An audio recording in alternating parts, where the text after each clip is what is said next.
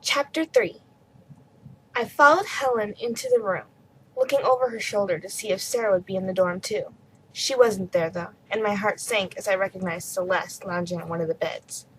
Helen walked over to her own bed and flung herself down. She dug a small book from under her pillow and began to read, ignoring everyone else. I glanced around uncertainly, wondering which bed would be mine. The room was rather bare and cold, though it had obviously been quite grand once upon a time, with a big arched window and a fancy kind of window seat. The two girls who had been sitting with Celeste at supper were curled up upon it. One had baby blue eyes and a childish stare, and the other was cold and unwelcoming. "Meet Sophie and India," dawdled Celeste, waving her hand lazily in their direction. "Did you have fun doing chores for the mistress, Evie? How sweet that Helen has someone to help her scrub the floors at last." I noticed Helen hunched into a tighter ball on her bed.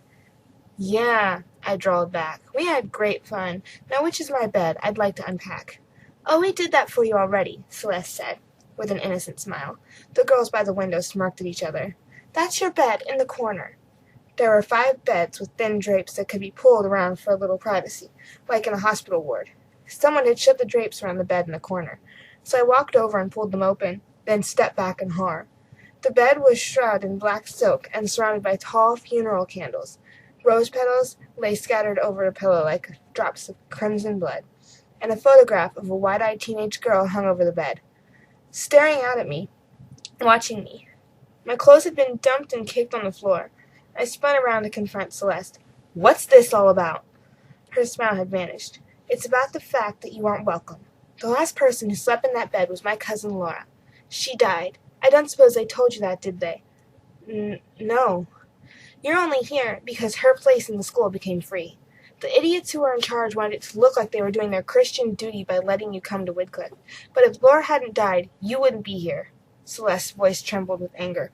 "Just look at you makes me sick."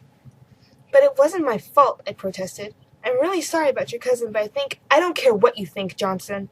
We don't want you here, and we're going to make sure that you don't last long. Don't forget, you're sleeping in a dead girl's bed, and I hope she haunts your every breath." Celeste marched out, followed by our little gang. I felt as though I'd been slapped in the face. For a second I stood frozen in shock, and then anger welled up inside me. "What the—" The bell sounded in the corner. Helena got up and made for the door, clutching a small bag of toiletries. "You'd better get changed. The second bell will ring soon for lights out." She avoided my eyes and hurried away. Seething with fury, I snatched up the candlesticks and the yards of black stuff and threw them on Celeste's bed. But I couldn't get the photograph down from the wall. Oh, brilliant, I thought, and I have to sleep with a freaky picture of a dead girl staring down at me every night. That was all I needed. I couldn't believe that my first day at Widcliffe had been so disastrous. Celeste being crazily unfair. Oh, I knew that grief did strange things to people, but it still hurt. I took a deep breath and tried to calm down. I could almost hear Frankie's voice inside my head saying, "Poor Celeste. We should be very kind to her." Frankie knew all about grief. She had lost her only daughter, Clara, 15 years ago. One cruelly bright spring morning, Clara Johnson, my mother. She had drowned when I was a baby, swimming in the dark waves that rolled from the Atlantic and pounded at the shore on home. People who remembered Mom said that I was like her. Long red hair, pale skin, and sea gray eyes. I didn't have a single memory of her, not even the sound of her voice, so darling Frankie had done everything she could to replace her dead daughter for me. And now I might lose Frankie too? I guess I knew how Celeste felt. "I promise," I said under my breath. "I'll try to be kind to her." But my words were empty. However much I might try to sympathize with Celeste, I knew we would never be friends. I started to pick up my crumpled clothes. My old blue sweater was still rolled around the bits of glass from my mom's photo. I unwrapped the bundle, careful not to touch the shattered pieces, and stared down in amazement. The photograph was in an unbroken frame. The glass was completely flawless, as though it had never been damaged, and the bloodstain on my mother's face had vanished. For one moment I thought I must have imagined the whole thing. The dark lane, the boy, the horse, but I couldn't have. I was still wearing his handkerchief around as a bandage. I tore it off, and there it was, a thin mark of dried blood running across my right palm. That proved it. I really had cut myself. I had seen the broken glass, and now the glass wasn't broken anymore. Impossible. Helen walked back into the room. She pulled the drapes all the way around her bed, shutting me and everything else out. I decided to do the same.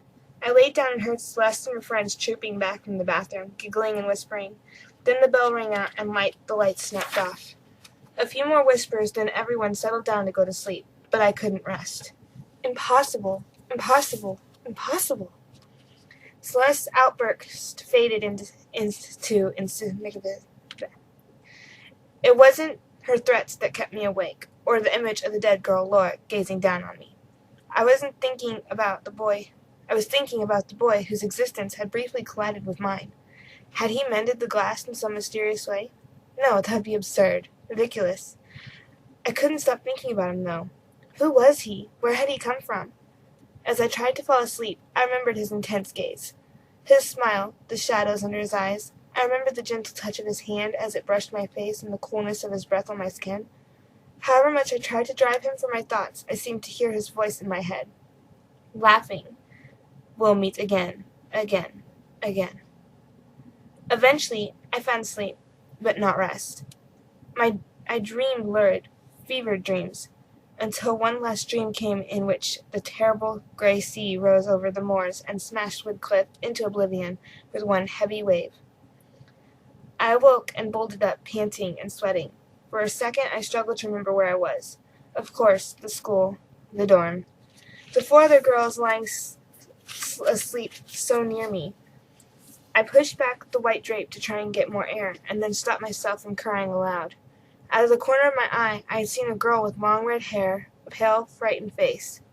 I whipped around to look at her, then sank back, trembling. How stupid of me! It had only been my own unearthly reflection in a long mirror that was fixed on the opposite wall. I clamped my eyes shut, but there was no way I could get back to sleep. The feeling crept over me like a rising fog that I was being watched, that there was someone else in the room apart from the five of us. I was sure of it. I strained to listen. There was the softest echo of someone who might be singing a lullaby, as though long ago and far away. I heard light footsteps, a cough, and the pages of a book being turned. Someone was there, hidden by the deep shadows. Another impossibility. I tried to shake it off. I was just nervous, unsettled about being in a strange place. It was probably someone in the next dorm or on the floor below. Sounds got distorted in a big old house like this. That was all. The first night I didn't know any better than to blame it on my imagination. On the first night I didn't know who was watching over me. I didn't know that her life was tangled with mine, my guardian, my sister, my other self. I couldn't guess that I would get to know her, discover her secrets, and even read the pages of her private journal. I lie awake all night long until the pale sun emerged like a ghost from the grave.